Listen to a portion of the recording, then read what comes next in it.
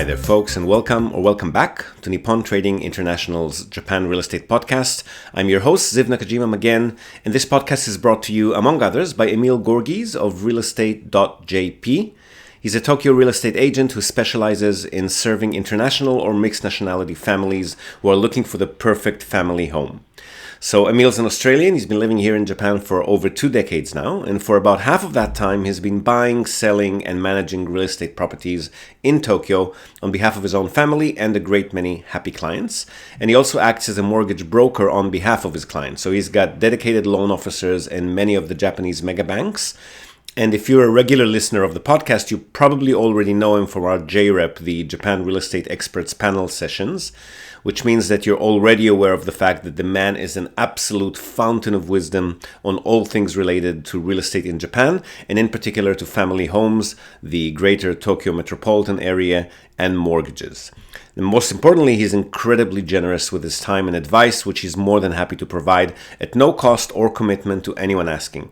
So if you've been thinking about buying your home in Tokyo, but you've been sitting on the fence for a while, or you just want to have a chat in English with a real expert, drop him a line on sales@realestate.jp. Hit him up today and start exploring your options. Okay, so for today's episode, this is a conversation with a new client, and it's a conversation that we have a lot with people who are new to the market. So I thought it would have some value for many of you, or at least some of you. We discuss particularly old, particularly cheap properties of the sort that you can find in the Japanese countryside, either via local Akiya banks or rural real estate agencies. So they're usually a good few decades old, normally in a state of disrepair, or at the very least extremely outdated. And those are very attractive to many people who are looking for a holiday home, particularly if they're the DIY types. And while, like in this case, the buyer might eventually end up going for them, it's really important for us to explain the caveats and the baggage, if you will, that comes with those types of properties, just to make sure that people know what they're getting into and what they're not going for a cat in the bag, buying into expenses that they can't afford or ending up with a property that they can't use for whatever reason. So a good conversation on a topic that we regularly receive questions and inquiries on. Hope you also find some value in it. Enjoy the chat, and I'll see you again on the other side. Okay, so I've just had another look at the property that you've forwarded. You mentioned in your email that it looks livable, but I just want to draw your attention to the fact that it's about 70 years old. Are we aware of that? Yeah. No, we're aware of everything. To us, what matters is there's no water damage, which means there's no leaks. It looks like there's no water damage. There's electricity and there's plumbing. Our house in the US is like 80 years old. It's even older than that. It's in great condition. I do all the repairs myself, so I'm kind of familiar with house stuff more or less. I guess the point that we're trying to do right now is to buy something very cheap. Because what happened was we bought a nice place in Turkey on the beach with mountains in the back, and Turkey changed the visa laws. So now we have this house sitting there in Turkey that we can't really use. We can't visit it for vacation because you can't get internet there unless you have a visa. So rather than, going through the risk of the same thing, we just want to get something cheap. For the first year, she's going to be doing the student visa. I'm going to do either designated activities visa or entrepreneur visa and open a business there. The first thing we want to get is something cheap that if something happens in the next 4 years, we don't care if we, lose it, basically. Okay, well, just as long as you're aware that you're essentially buying the land. I mean, houses in Japan... Absolutely. Yep. Yeah, we know. They're not really if built we can't sell it later, that doesn't matter to us when we move to something bigger and newer. Okay, just to finish the sentence, they're not really built to last. They're built from extremely non-durable materials. And when you're buying something this old, it's extremely likely that regardless of what the listing says about existing damages or not, it's extremely unlikely that there's nothing wrong with it at this age. And it's also going to, just to continue to make it livable, you're probably looking at expenses of somewhere between $3,000 to $4,000 a year. Just in ongoing maintenance at this age. And that's regardless of whether it needs any actual work done to make it livable in the first place. So as long as you're okay with all of these extremely unknown factors, that's fine. Yeah. Yeah, we are. Yeah, so the plan is if we get there and everything's okay with the visas and everything, gonna put in like 10 grand to renovate it because we're only planning to live there for a year basically. Okay. After a year, Just wondering where the 10 grand figure came from. just general estimate. Okay. A renovation of a house in Japan about this size is usually more like 150,000. So, But to renovate what specifically? I guess we have like different definitions of what renovations are. well, to make it livable by modern standards, meaning make sure, sorry, that the walls are fine, that the roof is fine, that the interior is, brought a little bit up to speed, that the exterior is, termite proof and everything that comes with it, so that the house is. I understand that your standards might be, not typical Japanese standards, but I think 10 grand is just a bit optimistic. It's not going to be able to do much with it. I mean, it might change a few. Okay, for example, to put in a modern bathroom and the modern kitchen is going to be about 10-15,000 each. So I'm not sure what the 10 grand actually is supposed to do for you. But I mean, look, we're happy to facilitate any purchase you want. I'm just trying to protect you from buyer's remorse down the track. That's all. Oh yeah, no, we're fully aware. Like I've looked at worse properties and I do a lot of renovation stuff myself. So we're more or less like okay with what we're getting into. All right, perfect. So And how can we I'll help? put it this way: we're coming with 7 pets, so whatever we rent Right. is going to be way more expensive than trying this method as well. I very much doubt you'll find a place to rent with 7 pets. Exactly. So this is more like a placeholder, just in case everything does go right. We just have a place to be, even if it's for a few months before we find something better to buy. Like, yeah. Because the permanent place that we are planning to buy, obviously not going to be like $10,000. We are planning to spend a significant amount on a permanent house. It's just this one is literally temporary, like maybe 1 year, and that's it. Yeah, it's basically money we don't mind if we lose if something doesn't work out. For the permanent place, we're looking more like a Machi in Kyoto to retire to later on. This is just, complete like A shack to throw your sleeping bag in. Yeah, I get it. Yeah, to get, because you never know what happens with the visa. Something might not work out, and rather than trying to sell something else, like rush to sell it, we just say, okay, whatever, just leave it. Understood. Okay, well, with all that in mind, as long as you're aware, we're happy to facilitate whatever purchase you want. So what sort of information can I give to you beyond that? Would like to proceed. Yeah, I guess really we just like to put in an offer on that property. I don't know if you know of anything. I saw the document you sent out that you also help find places. Basically, the reason we picked that particular house was we're just looking in the area, which is near a language school, which is for her. That place is like a 7-minute bus ride from the language school. So yes, there's no parking space there. I read in the posting that you can lease a parking spot. We probably won't need it, but if we do, the option is there. So it's not entirely necessary. Yep. But there's a bus there and the public transit there is like very near the house. So that's more or less why we picked that particular spot. So we like the location because it's not too rural, it's not big city, it's like a perfect size to kind of just stay for first year. I have my language school, we have public transportation, so it's like the best of both worlds. And there's a small backyard for the dogs. Yep, understood. Well, I guess what are you asking? What the process is, or how it all works, or what's the question here? We just would like to proceed and put in an offer. Okay, so for us to be able to start communicating with third parties on your behalf, like agents, realtor, sellers, and so forth, putting in offers, I want to say conduct due diligence, but there's not much to conduct on this one particularly. So we need to be engaged, which means we need a couple of documents signed and witnessed. Have you read through the explanation of services document? Yep, the 2 documents, right? Like to represent us. Correct. So 2 documents signed and witnessed, and then we need our fee estimate paid. With the property that you're looking at, and even if this one doesn't work out, I'm assuming you'll be looking at something in a similar price range. So that'll be just our minimum fee. which is It's 5% or 275,000 yen, right? Yeah, so it's 5% of 5 million yen, which is 250 plus taxes 275, correct. Yep. And that is non-refundable, but that will keep representing you until you end up settling on a property, whether it's this one or another one. Sure. And that's basically all we need to get started. So if you'd like us to forward an invoice to you, we'll need a name and address to put on the invoice. And I'll also forward those 2 forms and instructions on filling them in, and we'll take it from there. Sure. We interrupt this broadcast to tell you about Tokyo Family Stays. They're a short-term rentals company in Tokyo, and they offer a home away from home experience, which is just perfect for remote working, quarantining, if that's still a thing, or if you just need somewhere quiet to get away from the world.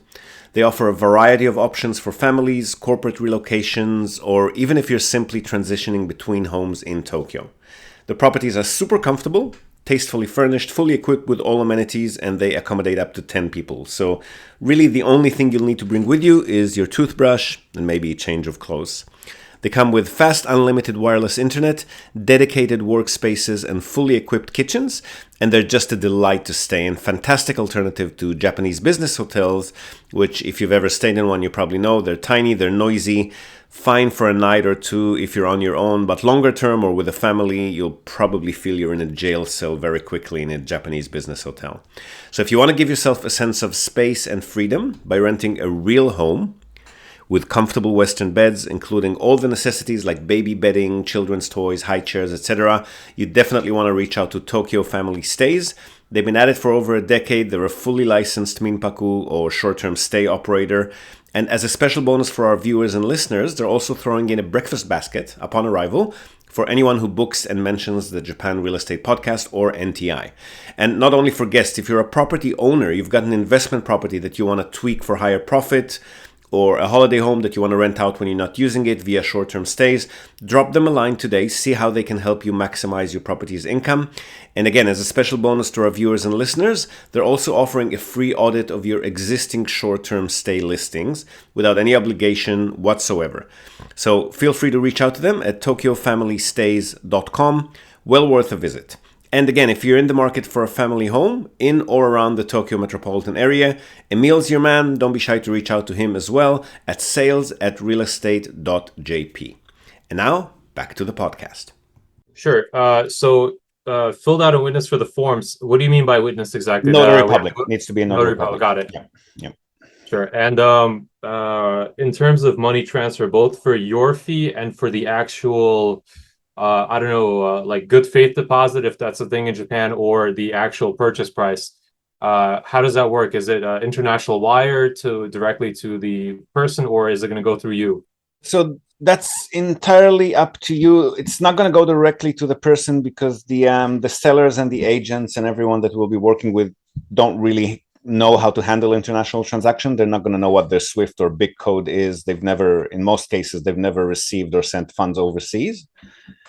So that's going to be done through us, and you can do it via direct remittance and let the bank exchange the currency for you, which I'd probably not recommend because their rates are usually not very attractive.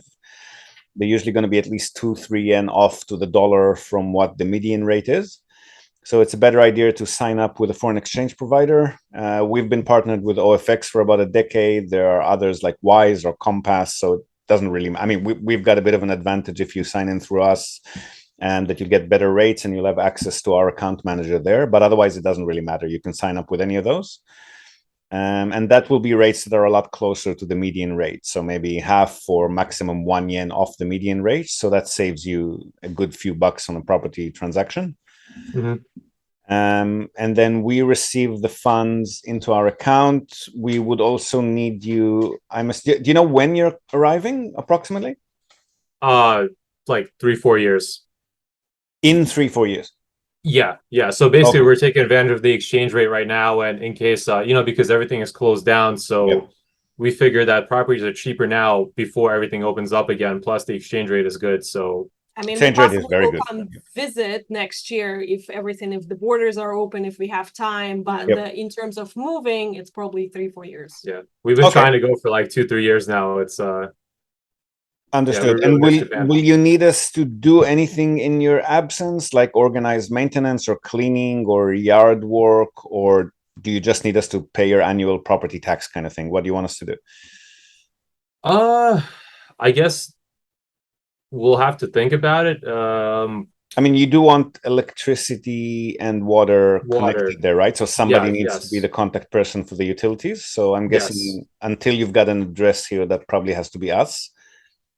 Not an address, I mean residency, until you're actually here receiving post and can show that you're living here. So again, going off that same document that I forwarded, that's a fee of 3,000 yen per month. Mhm. 3,080 yen per month. And then there's one more annual hour for handling your tax statements and receiving them and filing them. So that's 13 times 3,000 yen per year. Mhm.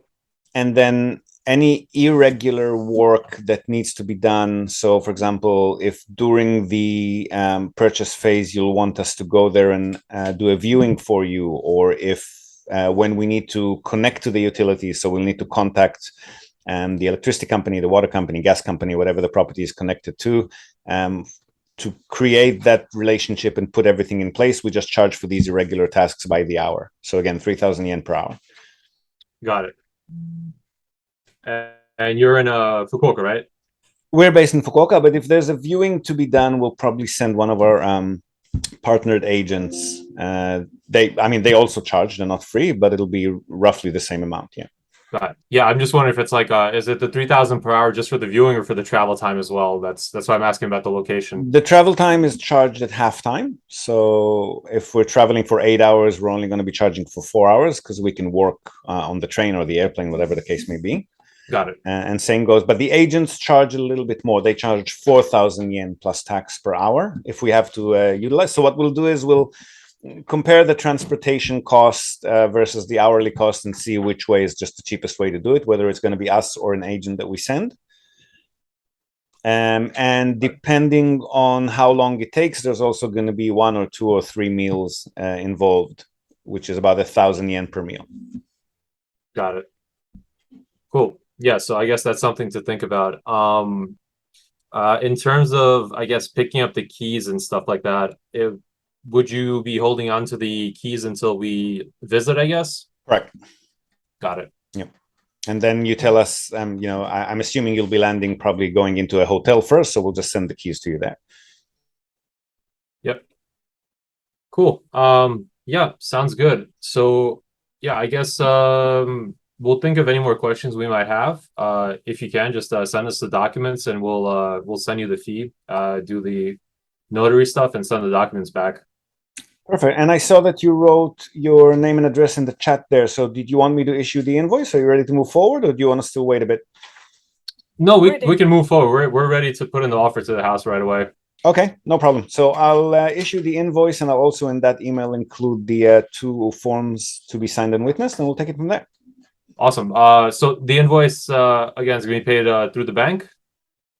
I would advise, number one, the incoming remittances into Japan are usually between 4,000 to 6,000 yen. Mm-hmm. So if you do want to remit all or part of your purchase budget, as well as the first year management fees, for example, if you want to capitalize on the rates and save on those extra remittance fees, then the moment that you've engaged our services, you can treat us as your de facto bank account. So you can transfer as much as you want here and we'll hold it for you. We'll send you an annual expenses statement and let you know when you need to top it up if you need to. So it's up to you if you want to just remit our fee or you want to remit a larger portion to include also the purchase or part of it. But again, I would advise to sign up with a foreign exchange provider. So our invoice at the bottom will have a link to join OFX, which is the one that we normally work with. So you can join them. It's free to join, and then you'll be able to get estimates to see how much, what kind of rates they're going to give you at any given time. But you can also compare that with, again, Wise, Compass. There's a bunch of foreign exchange providers out there. I'll have to compare with my bank because my bank doesn't charge anything for international transfers. No, but there's a receiving bank charge on this. I see.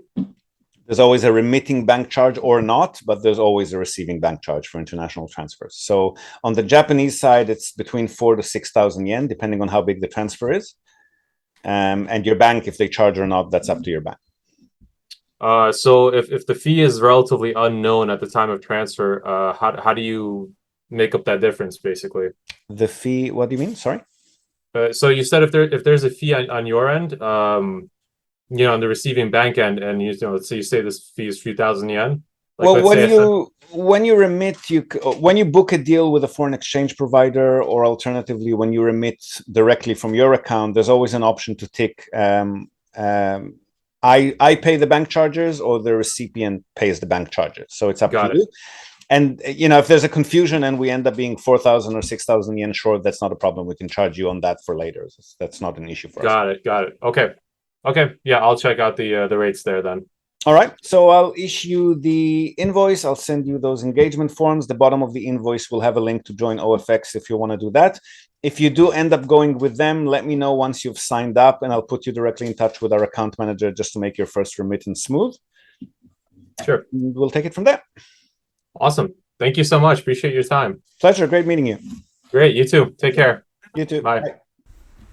So there you have it. Not necessarily, as I've said in the call, a case of buyer beware. And again, in this case, the buyer did end up going for a cheaper property, but certainly a case of buyer be aware. Know what you're getting into, what you're going to have to deal with, and make sure that you're prepared for it mentally, physically, and of course, financially. Hope you found some value in this conversation. Now, before we go, we're also, as always, going to tell you and also link to our other sponsor's website. That's Hiroshi Shimizu, immigration lawyer and administrative scrivener.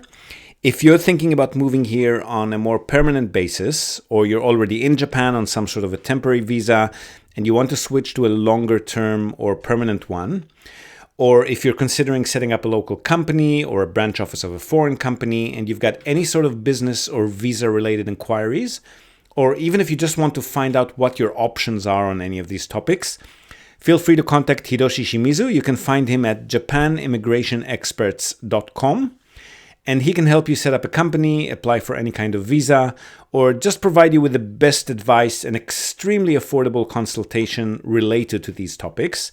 And he's already done that for many of our listeners. So feel free to reach out to him. Again, that's japanimmigrationexperts.com, and you'll be well on your way.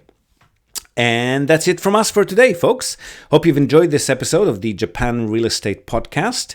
Do share it with your networks, and please let us know what you think. So leave us a short rating or review on the iTunes Store, on Spotify, or just drop us a line in the comment section of wherever you might have found this episode. We love hearing from you.